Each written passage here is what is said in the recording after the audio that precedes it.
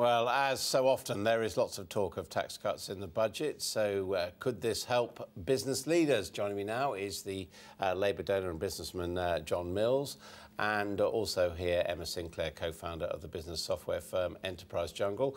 Also with us, Sky's business presenter Ian King. And Ian, if I can start with you, you're taking the temperature of the business world and the city. What are they hoping for and what do they think they're going to get? Well, I think there are a couple of specific measures that we might get. I mean, there is undoubtedly going to be help for North Sea oil and gas producers. And this will actually cost the Chancellor very little because the oil price has come off so much. It's not like he's going to be giving away a huge amount in tax breaks. So you could see either some form of investment allowances doled out to explorers and producers. Alternatively, you could see a cut in the headline rate. Don't forget that, I mean, North Sea oil producers have been milked by successive chancellors, Gordon Brown notably, but also George Osborne earlier on in this Parliament jacked up the additional rate of North Sea oil taxation. So at that point, you had some fields being taxed at a marginal rate of 80% or more. Now, at the moment, it's some 60%. It would be quite easy for him to go down further than that. So I think that's one measure that we'll definitely look after that. I mean, Emma, is it just the truth that, you know, in the end, business is Tory and they like the Tories and they don't like Labour?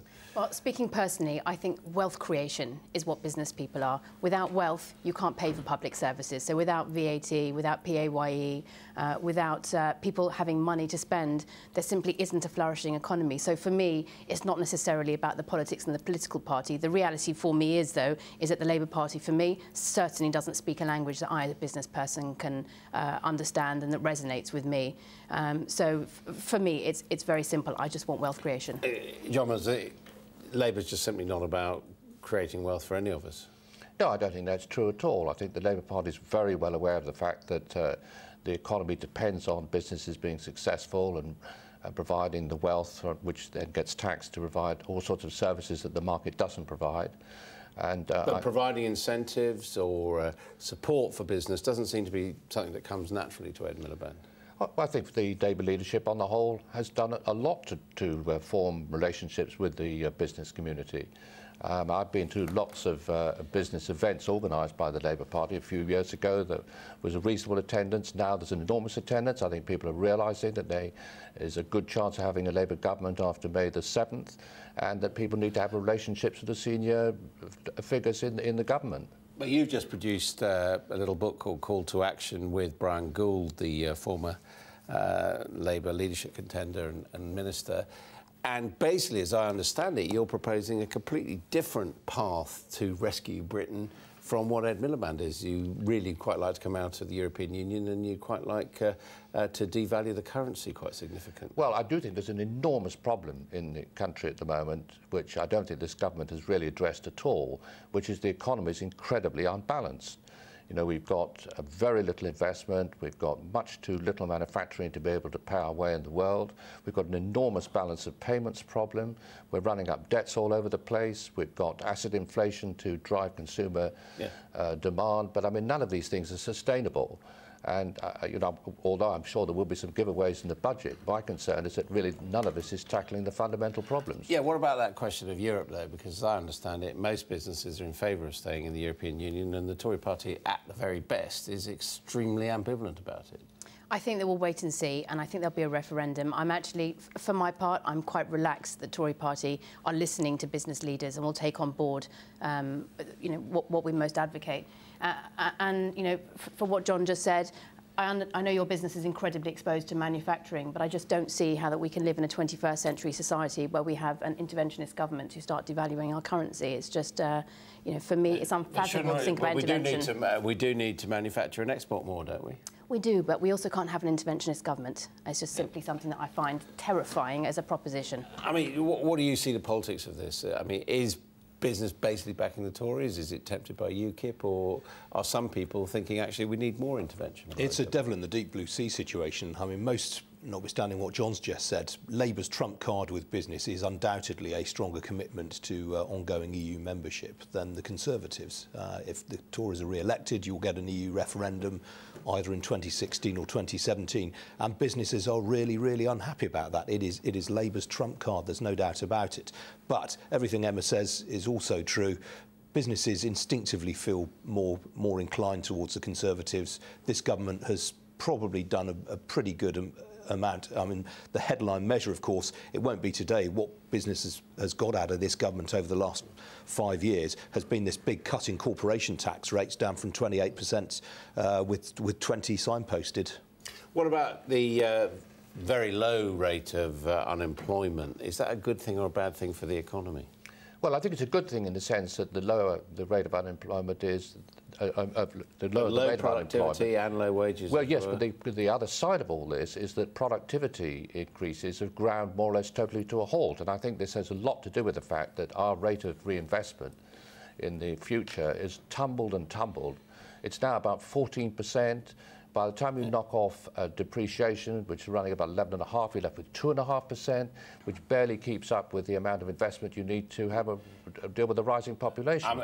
I mean, Emma, is high employment and low productivity helping wealth creation, which is what you say you're after? Yes, it is what I'm after, and I think that it is. I mean, the bottom line is productivity is key, and I understand, as I say, your exposure and your sensitivity to manufacturing. But equally, we've got a country where we've got more startups and more businesses evolving than the United States. We've got a really good environment for other industries that are critical, so technology, you know, growth in the tech industry is wonderful, and it's great to be a sort of techie here. So I think we have to have a much broader view about what's important, even though I obviously respect tremendously your views about manufacturing. OK, well, thank you both very much indeed, and a pleasure to have Ian here. We look forward to your take on the budget later on in the day. Thank you. The new head of Microsoft has had to apologise for remarks he made advising women not to ask for a pay rise. Satya Nadella said female workers should have faith in the system instead, provoking an angry backlash. Sky's technology correspondent Tom Cheshire reports. Hey guys, how are you doing? How's it going? Sarah Wood hasn't asked her boss for a pay rise. She doesn't have to. She's the co-founder of her own technology business. The CEO of Microsoft said he didn't think women should ask for a pay rise either, for a slightly stranger reason: karma. It's not really about asking for the raise, but knowing and having faith that the system will actually give you the right raises as you go along. And that, I think, might be one of the additional superpowers that, quite frankly, women who don't ask for a raise have. Because that's good karma. It'll come back. Nadella quickly apologised, writing on the firm's website, "I answered that question completely wrong. Without a doubt, I wholeheartedly support programs at Microsoft and in the industry that bring more women into technology and close the pay gap." The gaffe highlighted the problem of sexism in an overwhelmingly male-dominated industry. Only 19% of software engineers are female. Women are massively underrepresented in tech, so there's always going to be a degree of inequality while you don't have an equal number of women at the top of companies, leading pay reviews, leading promotion decisions, and more than that, deeper than that, creating the kinds of cultural practices that are going to bring more women into the tech industry. Not all women in tech get a bad deal financially. Sheryl Sandberg, the chief operating officer of Facebook, earned $16.2 million in 2013. Marissa Mayer, chief executive of Yahoo, took home $26.9 million last year. Back in the real world, here in the UK, on average, women earn almost £5,000 less than men a year. And women make up 2/3 of those in low-paid work. Technology might seem like a younger, more laid-back, more open sort of industry, but it still suffers from the problem of sexism that affects other areas of business. But unlike other industries, technology knows it has a problem and is taking steps to try and fix it. That means starting long before the office.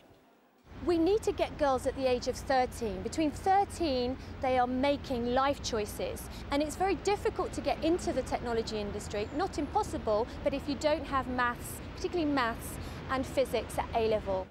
Equality in tech is possible. Half of the employees here are women. But in an industry that's creating the future, many other companies are positively prehistoric. Tom Cheshire, Sky News.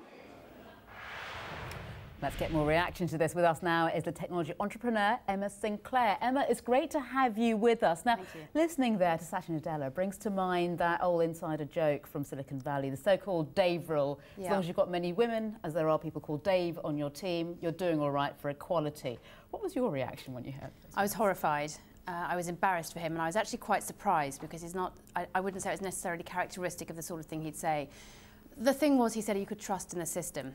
And if the system actually allowed you to differentiate ability by lack of ability, then I would say yes, trust in the system. But obviously that's not what's happening, and the statistics very clearly demonstrate that. So he's clearly extremely embarrassed and has made a retraction, which you can imagine the PR department of Microsoft are probably scolding him as we speak. I mean, the reality is there are fewer women hired in tech areas, and on average their pay is less. Yes, I mean, the statistics very clearly demonstrate that, and equally there's a very clear economic case for where there is diversity and where there are, you know, there's gender diversity as well as every other sort of diversity, that is beneficial to the bottom line. So there is a case of why that's wrong, and there's clear statistics as to that's the case. As the video said, though, you know, kids in hoodies and guys out in garages typing away with code is a little bit how the tech industry is viewed. So it's not always the kind of thing that a 15-year-old schoolgirl making a choice necessarily thinks, oh, I want to code. Or I mean, to us from England, do you think that perhaps the context is to blame? I mean, these CEOs, rather smug, they sit around their T-shirts, go on stages, supposed to come up with great thoughts when they may actually be, you know, stuttering nerds very often. I mean, should they be encouraged to hold forth in this way? Well, first of all, I'm not entirely sure how I feel about the phrase "these CEOs" in T-shirts, because I think. Well, every time we get a report from California, there's another CEO in a T-shirt. You know, my co-founder is in California, and as you rightly say, he is almost certainly in a T-shirt and jeans. I think that was a real error. They are insufferably smug, aren't they? I mean, go on, no, I've got to be honest. They're just a different type of entrepreneur. You know, I mean, can I ask you? Not in a suit like yourself, of course. But you're one of a growing number of female tech entrepreneurs. Is that why we see so many women becoming entrepreneurs in the tech sector? Because, frankly, working for someone else just isn't an option in this kind of industry. I think there are 100 answers. If I can answer for myself, which is the best that I can do, I've never had a particular issue, and tech is. I'm on my third business, and it happens to be tech that I've moved into. Has it necessarily been the simplest transition in terms of gender? I will be honest with you. At every conference I've been to, I have definitely been in an enormous minority. But frankly, I stand out in that crowd, so I can't necessarily say that I always think of that as the worst thing ever. Yep. It will change. I mean, the boss of Harvard had to go for being sexist. Will he have to go? I hope not. I hope not. You know. Thank you very much. You're tough. You're a tough audience. Thank you, Emma.